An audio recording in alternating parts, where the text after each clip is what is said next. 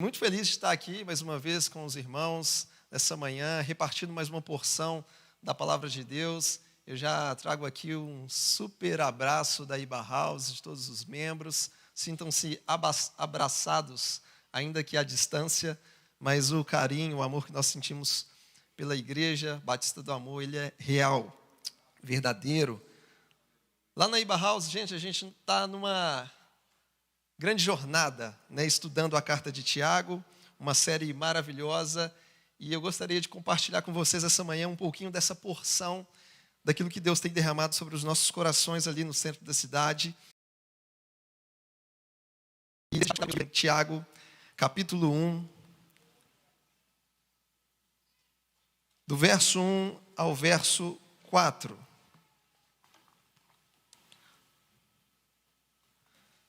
Tiago, capítulo 1, do verso 1 ao verso 4.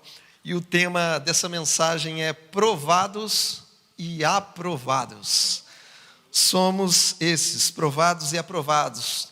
Todo aquele que é salvo pela graça, mediante a fé em Jesus, ele é provado em sua fé para ser aprovado na vida, diante de Deus. Tiago, capítulo 1. Primeiro verso, diz assim: Tiago, servo de Deus e do Senhor Jesus Cristo, as 12 tribos que se encontram na diáspora, saudações.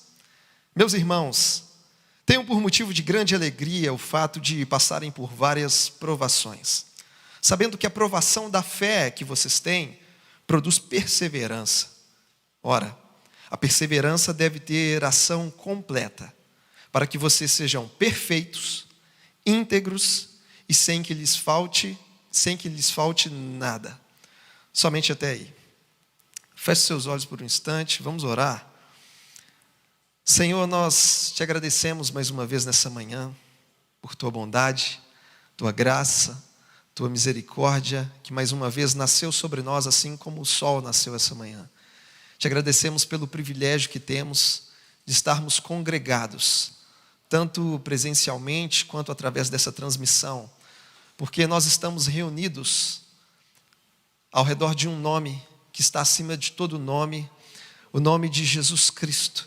E é sobre esse nome que nós prostramos o nosso coração nessa manhã, onde nós atentamos os nossos ouvidos para ouvir toda a verdade que vem de Deus para as nossas vidas, Pai. Que o Teu Espírito Santo nessa manhã, aquele que habita em nós, venha soprar a direção que o Senhor tem para nós nesse dia, nesse domingo, nessa manhã, Pai. E que cada vida possa receber mais do Senhor, mais do Teu favor, mais da iluminação da Tua verdade, por meio dessa palavra compartilhada nessa manhã. Assim oramos para a Tua glória, em nome de Jesus. Amém e amém. Carta de Tiago. Alguns vão dizer que a carta de Tiago, ela parece mais com um sermão do que uma carta propriamente dita. É uma carta que fala sobre novo nascimento, fala sobre crescimento espiritual, fala sobre maturidade na vida cristã, entre outros assuntos. E por falar de maturidade na vida cristã, Tiago ele vai trazer no contexto dessa carta situações relevantes, importantes na vida de todo aquele que nasceu de novo, como a importância do controle da língua, o cuidado para com os necessitados, a pureza na vida pessoal, entre outros assuntos. E além de tudo isso, a carta de Tiago, ela é uma carta mais prática do que doutrinária. Talvez seja por isso que no versículo 22 do primeiro capítulo, Tiago ele vai trazer um alerta dizendo que aquele que nasceu de novo não deve ser apenas ouvinte da palavra, mas ele deve ser praticante, porque aquele que ouve e não pratica está enganando a si mesmo. Em outras palavras, o que Tiago está dizendo é que se você vem num culto como esse e ouve a palavra, mas não pratica durante a semana, você está promovendo a chamada autossabotagem. Você está enganando a si mesmo. Ser enganado pelas pessoas é horrível. Quem já passou por isso sabe que dói. Tão ruim quanto é ser enganado pelas mentiras do diabo. Mas eu afirmo para vocês que bem pior do que ser enganado pelas pessoas ou ser enganado pelo diabo é o cristão que decide enganar a si mesmo ao ouvir a verdade e não viver essa verdade. Essa é a verdadeira autossabotagem, de acordo com Tiago 1:22. Então é uma carta mais prática do que doutrinária. Então nós precisamos agir de acordo com aquilo que ouvimos, porque a nossa fé ela não é apenas professada, mas é também praticada. Então precisamos viver integralmente a realidade de Deus para nós. E de uma maneira introdutória, o próprio versículo 1 nos dá um panorama geral do que significa a carta. Porque, observando o primeiro verso, a primeira coisa que aparece é um nome. E diz aqui, Tiago.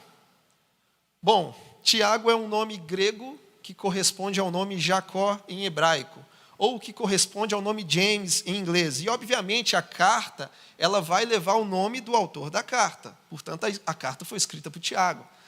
Mas aí nos surge uma pergunta, né? Qual Tiago escreveu essa carta? Porque no Novo Testamento, acho que a gente tem pelo menos uns 5 Tiagos citados no texto sagrado. Quais são esses 5 Tiagos? Primeiro, nós temos o apóstolo Tiago, que é irmão do apóstolo João, e ambos são filhos de Zebedeu. Então, esse é o primeiro Tiago. É aquele Tiago da musiquinha, sabe? Pedro, Tiago, João no barquinho. É esse mesmo. O segundo Tiago que nós temos, ele também é apóstolo. Só que não é o apóstolo Tiago, filho de Zebedeu, é o Tiago, o apóstolo, filho de Alfeu, segundo Tiago no Novo Testamento. Terceiro Tiago que nós temos é o Tiago, pai do apóstolo Judas, não o Judas Iscariotes, mas o apóstolo Judas, que em alguns textos é chamado de Tadeu, é o Judas Tadeu, o pai dele se chama Tiago. Quarto Tiago no Novo Testamento, ele é chamado de Tiago o Menor, ou Tiago o Pequeno, de acordo com Marcos 15:40. E o quinto Tiago no Novo Testamento é o Tiago, irmão de Jesus, filho de José e Maria. Sim, Jesus, de acordo com Mateus 13:55 e 56, teve irmãos e irmãs.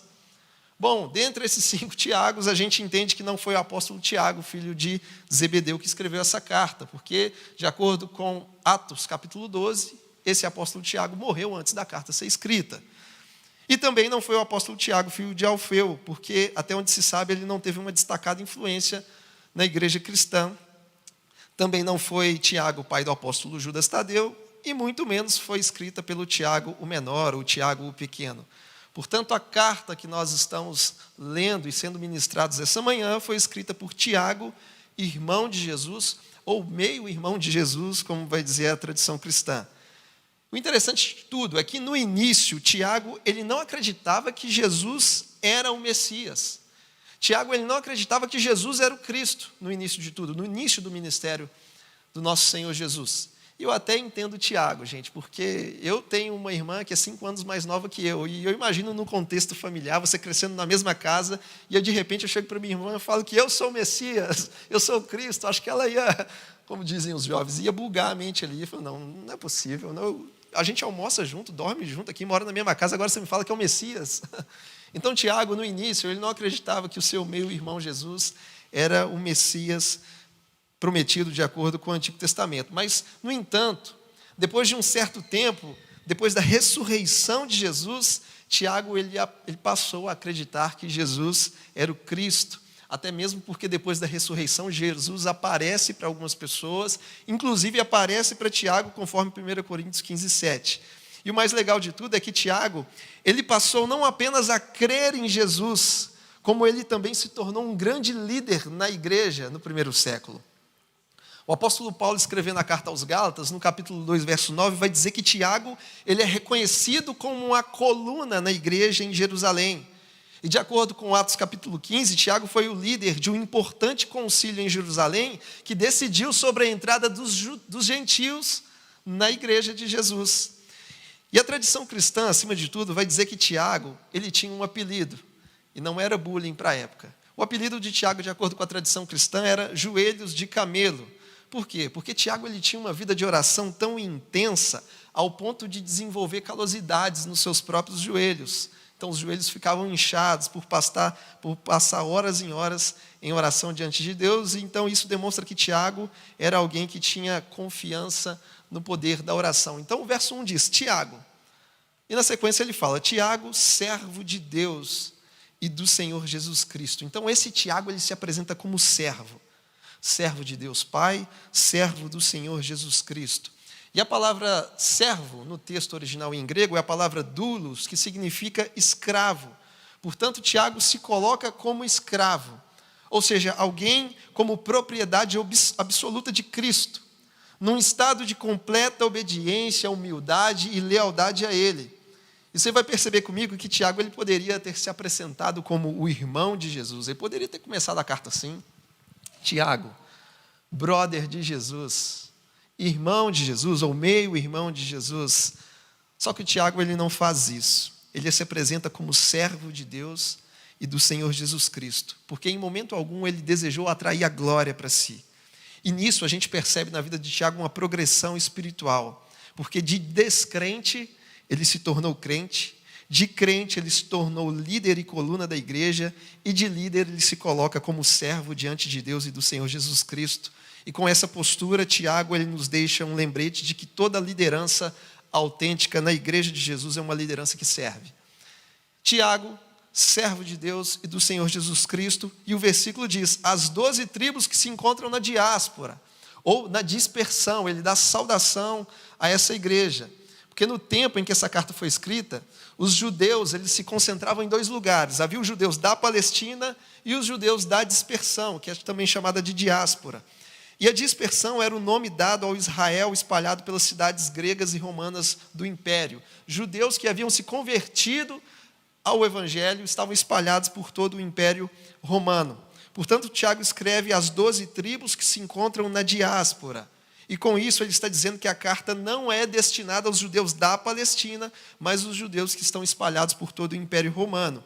E o que dispersou ou espalhou esses judeus cristãos por todo o Império foi o início de uma grande perseguição contra a igreja, conforme relatado em Atos capítulo 8. Mas em contrapartida nós também entendemos que a diáspora acabou contribuindo grandemente para a difusão do Evangelho de Jesus, tendo em vista que judeus cristãos estavam espalhados por toda parte.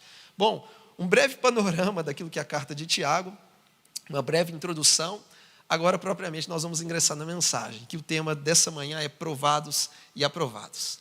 Mas como assim, pastor? Eu já nasci de novo, eu já estou em Jesus, mas será que eu ainda tenho que passar por provação? Será que a provação pode acontecer comigo, uma vez que agora eu estou em Jesus? Será que provação não é coisa de quem ainda não nasceu de novo, quem está vivendo no mundão, ou quem está mergulhado no pecado? A gente vai entender um pouco melhor essa manhã. E o verso 2, ele vai nos mostrar sobre a realidade da provação. Porque o verso 2 diz assim: meus irmãos, tenham por motivo de grande alegria o fato de passarem por várias provações. Olha só, o que é provação? Provação é o mesmo que dor, aflição, sofrimento. Provações são adversidades que nos afligem. São doenças, acidentes, frustrações, desânimos, privações, perseguições e por aí vai. São provações da fé. E o curioso é que a provação ela é sempre de ordem universal. Ou seja, não existe um ser humano sobre a face da terra, seja crente ou não, que esteja imune ao sofrimento. Por isso que, se quando você sofre, você acha que o universo está conspirando contra você, deixa eu te falar, isso não é verdade. Porque todo mundo passa por algum tipo de sofrimento, é inevitável. E as provações, elas são uma realidade na vida cristã. O verso 2 prova isso. Provações são uma realidade na vida de todo aquele que nasceu de novo. Ou seja, eu vou além na verdade, né? A provação ela não é apenas uma realidade, mas ela é completamente compatível com a vida cristã. Porque a conversão ao Evangelho não é um passaporte para uma colônia de férias. Se você ler bem os Evangelhos, você vai entender que a provação é compatível com a vida cristã. Jesus deixou claro dizendo que nesse mundo nós passaremos por aflições, mas devemos ter coragem, de acordo com algumas tradições, devemos ter bom ânimo, porque Ele venceu o mundo. Então a provação é uma realidade. O apóstolo Paulo, escrevendo a sua segunda carta pastoral a Timóteo, ele vai dizer que, na verdade, todos os que querem viver piedosamente em Cristo Jesus serão perseguidos. Portanto, a provação, ela é uma realidade na vida cristã, e além de ser uma realidade, ela é completamente compatível com a vida cristã. A Bíblia não diz que a conversão ao Evangelho é uma garantia de uma vida sem adversidades. Porque se alguém já disse para você que viveu o Evangelho é viver uma vida sem nenhum tipo de dificuldade e sofrimento, sinto muito lhe dizer, mas mentiro para você. Porque o Evangelho, ele não te salva das adversidades. O Evangelho te salva nas adversidades. Quando se trata de provação, Deus está mais interessado em nos livrar nelas do que nos livrar delas.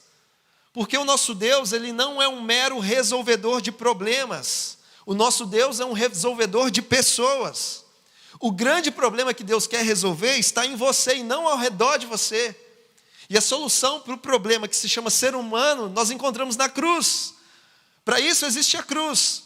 Porque o nosso Deus não é um mero resolvedor de problemas, Ele é um resolvedor de pessoas. E uma vez que você é alguém bem resolvido diante de Deus, não importa se está chovendo canivete ao seu redor, mas você é alguém bem resolvido. Então o nosso Deus é um resolvedor de pessoas. E uma coisa que poucos entendem é que a provação, ou todo tipo de sofrimento, tem o seu caráter pedagógico. Porque o sofrimento, por mais que seja desagradável, ele gera maturidade e crescimento. Ah, pastor, mas se o sofrimento gera maturidade e crescimento, por que às vezes a gente acaba se deparando dentro da igreja com pessoas que são convertidas há muito tempo e ainda são infantis na fé? Bom, essas pessoas são ainda infantis porque justamente estão fugindo das provações. Estão fugindo literalmente. E quem foge da provação nunca vai ser aprovado. Porque a pessoa está literalmente evitando esse processo pedagógico. Fugir das provações ou das aflições nos deixa infantis, mas encarar os sofrimentos nos faz crescer e amadurecer. O autor da carta aos Hebreus vai dizer que Jesus, embora sendo filho, ele aprendeu a obediência através das coisas que sofreu. Então, a provação é necessária para a nossa aprovação. Existe uma citação de um pastor que escreveu um livro chamado Discipulado. Esse pastor, ele viveu na Alemanha no tempo de Hitler. E eu vou dizer pastor da Alemanha, para não falar pastor alemão e vocês entenderem outra coisa.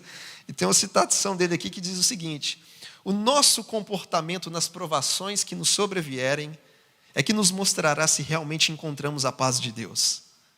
Existem muitos cristãos que dobram seus joelhos diante da cruz de Cristo, mas que se opõem e resistem a qualquer tribulação em suas vidas. Eles acreditam que amam a cruz de Cristo, mas odeiam a cruz na própria vida. Dessa maneira, eles odeiam também a cruz de Cristo. Desprezam a cruz na medida em que usam todos os meios para dela fugir. Não podemos fugir das provações. Não podemos fugir desse processo pedagógico da parte de Deus. Por isso eu repito, todo sofrimento tem o seu caráter pedagógico. Só que o verso 2, ele traz um outro detalhe, que é bem interessante por sinal e que pode ser talvez um contrassenso para aquele que não nasceu de novo. Pode ser de fato um paradoxo.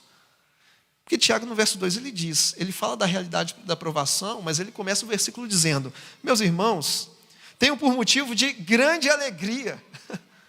Será que Tiago não errou essa palavra? Tenham por motivo de grande alegria o fato de vocês passarem por várias provações. O que Tiago está falando é que não é para a igreja murmurar na hora da provação. Ele não fala isso. Vocês devem murmurar quando a provação chegar. Ele não fala. Tenham motivo de muita alegria. Tiago não diz que a provação deve ser motivo de lamento. Tiago não diz que a provação é para você se esconder, entrar numa caverna achando que o mundo acabou. Não, ele diz que você deve encarar as provações com grande alegria. Porque o resultado da provação é o crescimento na vida cristã. E essa grande alegria que nós devemos ter não é uma alegria circunstancial, que está dependendo daquilo que acontece à nossa volta.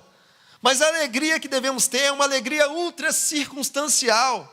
É uma alegria imperativa, porque ela vem do Espírito.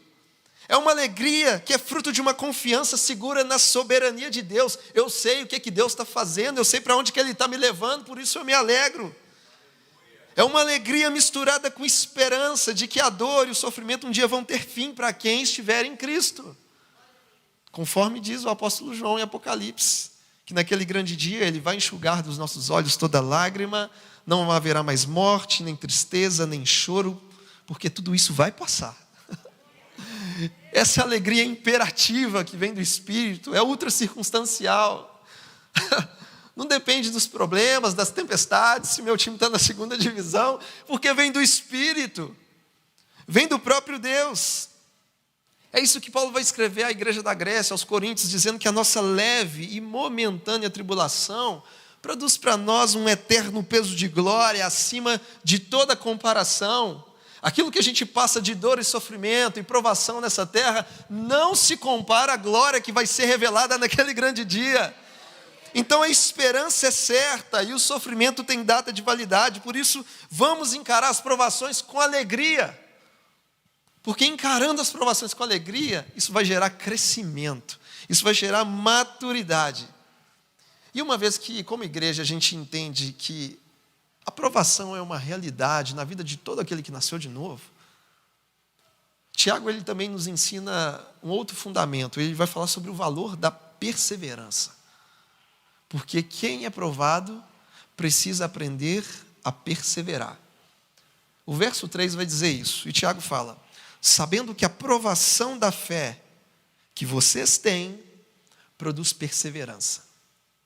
Perseverança é algo bom. Perseverança é algo louvável diante de Deus. E ele está dizendo que a provação da nossa fé vai produzir algo bom. Vai te fazer continuar. Vai te fazer perseverar. Então, uma fé provada gera perseverança. E a provação da fé é uma permissão de Deus. Ou melhor, a provação da fé é Deus trabalhando em nós. É Deus trabalhando no nosso caráter. É Deus nos esticando por completo, trazendo uma elasticidade para a nossa alma, para as nossas emoções. A provação da nossa fé, ela dá uma boa chacoalhada nela. Nos faz colocar o pé no caminho, nos coloca em movimento, nos tira da zona de conforto. Ela nos faz crescer, nos faz avançar, nos faz perseverar. Talvez seja por isso que uma canção dos Arrais diz que somente uma fé que se abalou, inabalável é. Ou seja, somente uma fé provada é aprovada. E tal provação traz perseverança. A provação, ela vem para testar a legitimidade da nossa fé. Porque uma fé verdadeira confia em Cristo quando está tudo dando certo e continua confiando em Cristo quando está tudo dando errado. É a provação que traz legitimidade a uma fé cristã, uma fé bíblica. Só que como igreja a gente não pode confundir provação com tentação, são coisas diferentes. Porque quem tenta a gente é Satanás, para extrair o pior de nós. Mas quem permite a provação da fé é Deus, para produzir o melhor em nós e nos fazer crescer. Então provação é diferente de tentação. Deus nos prova para nos construir. Satanás nos tenta para nos destruir. Provação é um processo de Deus. Tentação é um retrocesso do diabo. Provação aponta para a redenção, mas tentação nos puxa para a queda. Portanto, Deus ele prova os seus filhos, mas Ele não tenta os seus filhos, porque Ele mesmo não pode ser tentado pelo mal. Tentações são armadilhas. E o Pai Celestial não prepara armadilhas aos seus próprios filhos. Portanto, Deus ele nos prova para nos fazer crescer. Pessoas que desprezam as provações estão aprendendo a desistir. Mas aqueles que encaram as provações da fé com bom ânimo estão aprendendo a perseverar. Quando a nossa fé é provada, o que a gente faz? A gente desiste ou a gente persevera? Persevera, irmãos. A gente não tem outra alternativa. Você é chamado para perseverar. Pastor, mas a provação está difícil. Cara, Deus não vai te provar além das suas forças. A palavra diz isso. Ele está te colocando em movimento para a glória dEle.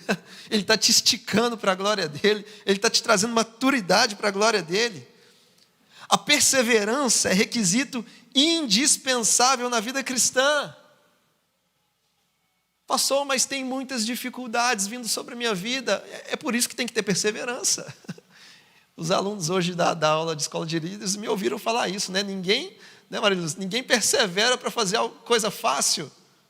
Já viu perseverar para fazer coisa fácil, pastor? O pastor Ricardo está lá na casa dele e de repente a pastora preparou aquele pudim maravilhoso, deixou na geladeira, aí o pastor abre a geladeira e fala assim, ai, deixa eu perseverar aqui para comer esse pudim, meu Deus do céu. Ai, que dificuldade. Ninguém persevera para fazer coisa fácil. A perseverança é isso mesmo, para você enfrentar esses momentos de adversidade, de provação da fé. Por isso que perseverança é indispensável na vida cristã. Se a gente fizer um breve panorama do Novo Testamento, olha para você ver a importância da perseverança. Atos 2,42 diz, e perseveravam na doutrina dos apóstolos e na comunhão, e no partir do pão e nas orações. Perseverança na comunhão, perseverança no partir do pão, perseverança nas orações. Já viu que tem gente que tem dificuldade para ter uma vida de oração? Porque não é fácil mesmo. A própria palavra disciplina denota algo que precisa de um esforço. Mas depois que se torna um esforço, depois que passa essa fase, se transforma num deleite. Mas para isso tem que perseverar. Atos 2,46 diz, diariamente perseveravam unânimes. Ou seja, a perseverança na vida cristã não é uma perseverança isolada e fora da comunhão. Eles perseveravam juntos, em unidade, unânimes no templo, no partir do pão de casa em casa. Hebreus 10, 35, 36 diz, portanto, não percam a confiança de vocês, porque ela tem grande recompensa. Vocês precisam perseverar, para que, havendo feito a vontade de Deus, alcancem a promessa. Só alcança a promessa quem persevera. O que desiste não vai receber a promessa. Mateus 10, 22, Jesus diz, e sereis odiados de todos por causa do meu nome. Aquele, porém, que perseverar até o fim, esse vai ser salvo. Então a vida cristã, ela precisa de perseverança. Por mais difícil que esteja, você precisa perseverar. É o que Paulo diz em Romanos 5. E não somente isso, mas também nos gloriamos nas próprias tribulações, sabendo que a tribulação produz perseverança. E a perseverança produz experiência, a experiência produz esperança. E a esperança não nos deixa decepcionados, porque o amor de Deus é derramado em nosso coração pelo Espírito Santo que nos foi dado. Essa esperança não nos decepciona. Então, se você recebe tribulação, essa tribulação te coloca em movimento, te faz se mover para a glória de Deus, te faz colocar o pé no caminho e te faz perseverante. A perseverança na vida cristã produz experiência. E uma vez que você atinge a experiência, você consegue olhar para trás e entender que aquilo que não te destruiu te deixou mais forte e mais preparado para aquilo que Deus tem para a sua vida. E isso vai gerando esperança no seu coração. Então, por isso a igreja precisa perseverar, já que a aprovação é uma realidade para todos nós. E por fim, no verso 4, Tiago ele fala sobre aperfeiçoamento e maturidade. Uma vez que você é aprovado, você persevera, e perseverando você é aperfeiçoado e atinge o nível da maturidade. E o verso 4 diz, ora, a perseverança deve ter ação completa. Ou seja, você não tem que parar no meio do caminho. A perseverança deve ter ação completa, para que vocês sejam perfeitos e íntegros e sem que lhes falte nada, ou seja, sem nenhum tipo de deficiência. Se as provações geram perseverança, a perseverança completa, Tiago diz que gera maturidade. Quem deseja ser aperfeiçoado, persevera. Quem deseja ser maduro na fé, persevera. E quem deseja continuar sendo criança na fé, vive desprezando a pedagogia do sofrimento. Irmãos, maturidade não é algo que se adquire apenas lendo livros. Maturidade não é algo que se adquire vendo vídeos na internet. Não. Maturidade é fruto de provações superadas. Isso é maturidade, é fruto de provações superadas. A maturidade na vida cristã é um sinal claro de que a pessoa perseverou na pedagogia do sofrimento. A maturidade é um diploma na vida daqueles que se assentaram para aprender na escola da dor. Isso é maturidade. Então Tiago diz que a perseverança deve ter ação completa. Ela deve ser plena, para que sejamos perfeitos. E esse perfeitos aqui no original não é um sentido de uma pessoa que não peca mais, mas é alguém que está pronto para cumprir uma missão. Estamos perfeitos íntegros e sem nenhum tipo de deficiência. Ou seja, aquilo que foi desconfortável e começou com uma provação da fé, terminou em aperfeiçoamento, integridade e em plenitude. É por isso que Paulo escreve a Tessalônica dizendo: em tudo dai graças, porque essa é a vontade de Deus em Cristo Jesus. Porque mais desconfortável que seja no momento, isso vai trazer crescimento e aperfeiçoamento a todos nós. Paulo escrevendo na igreja de Roma, ele diz no capítulo 8, sabemos que todas as coisas cooperam para o bem daqueles que amam a Deus, daqueles que são chamados segundo o seu propósito. Pois aqueles que Deus de antemão conheceu, a esses também predestinou para serem conformes à imagem de seu Filho, a fim de que ele seja o primogênito dentre muitos irmãos. Ou seja, tudo coopera, inclusive as provações, para que através desse processo pedagógico, você fique mais parecido com o Filho de Deus, para que você atinja a estatura do varão perfeito, que é Cristo. Então a provação é uma realidade, sim. E uma vez que você persevera nela, você atinge o crescimento e a maturidade que muitos não têm. Por quê? Porque estão fugindo da pedagogia do sofrimento. A dor é uma escola. Eu tenho certeza que se abríssemos aqui para testemunhos, certamente muitos já poderiam testemunhar que aprenderam alguma lição por um processo de dor. Talvez proveniente de um próprio erro, de uma decisão errada, ou talvez de uma adversidade. Mas todos nós aprendemos, porque a dor é uma grande escola na vida cristã. E o que nos dá esperança é saber que essa dor tem data de validade. Porque com a volta do nosso Senhor, ela vai ter fim. Tudo isso vai acabar. Ele vai secar dos nossos olhos toda lágrima. Não haverá choro, não haverá dor, porque tudo isso vai passar. E é por isso que a igreja tem que perseverar. Porque aquele que faz a promessa é fiel para cumprir a promessa. Por mais que seja desconfortável a provação da minha fé, eu sei que isso está me fazendo crescer. Isso está me esticando, está trazendo uma elasticidade para a minha alma. Está trazendo estabilidade emocional. E está me fazendo alguém mais maduro. Alguém mais preparado para aquilo que Cristo está preparando para mim. E para a gente encerrar, a gente pode recapitular entendendo que provações são reais.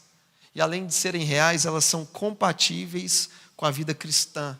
Porque o próprio Cristo, de acordo com o autor da carta aos Hebreus, vai dizer que ele aprendeu a obediência por meio das coisas que sofreu.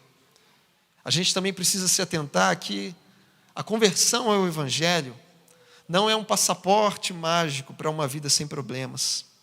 Porque a conversão ao Evangelho não te salva das provações, mas te salva nas provações. Porque o nosso Deus não é um mero resolvedor de problemas. O nosso Deus é um resolvedor de pessoas. O grande problema que Deus quer resolver está em você e não ao redor de você. Devemos encarar provações com grande alegria, porque a esperança não falha. O sofrimento tem data de validade. Além do mais, nós confiamos na soberania do nosso Deus. Ele sabe o que Ele está fazendo. Uma fé provada é uma fé que persevera, que te faz crescer, que te faz avançar. E a provação da nossa fé é uma permissão de Deus, onde o próprio Deus está trabalhando em nós e forjando o nosso caráter. A provação da fé, ela vem para testar a legitimidade da nossa fé. Porque uma fé verdadeira confia em Cristo quando está tudo dando certo e continua confiando em Cristo quando está tudo dando errado. E nós entendemos que se a provação te faz perseverar, a perseverança plena te traz maturidade. E a maturidade na vida cristã é um sinal claro de que a pessoa perseverou na pedagogia do sofrimento. A maturidade para nós é um diploma na vida daqueles que se assentaram para aprender na escola da dor. Você é provado para ser aprovado. Deus te prova, Deus te faz perseverar, para que no final de tudo, Ele te dê aperfeiçoamento, integridade e plenitude. E tudo isso é obra dEle, do início ao fim, para que a glória seja somente dEle, por Ele e para Ele. Porque a glória é sempre do Senhor, o trabalho começa a partir dEle e se conclui nele. Então, por mais que esteja desconfortável o seu processo de provação da fé, entenda que isso está te colocando em movimento, te fazendo perseverar. trazendo uma elasticidade para a sua alma. E no final de tudo, aquilo que começou com desconforto, aquilo que começou como provação da fé, vai terminar em aperfeiçoamento, integridade e plenitude para a glória de Deus. Que você não fuja do processo pedagógico da dor, porque a dor é uma escola para todos nós. E acima de tudo, nós entendemos que essa dor tem data de validade, porque como diz um certo poeta, toda dor é por enquanto, mas a alegria do Senhor é aqui até o fim, é para sempre, é eterna. E assim como igreja nós vamos continuar perseverando, com Covid, sem Covid, não importa o contexto, não importa a situação, a igreja do Senhor Jesus é chamada para trilhar um caminho de glória em glória, de vitória em vitória, um caminho de perseverança, onde nós confiamos na soberania do nosso Deus, porque o nosso Pai não é Pai negligente, Ele tem cuidado de nós, Ele tem cuidado dos nossos corações.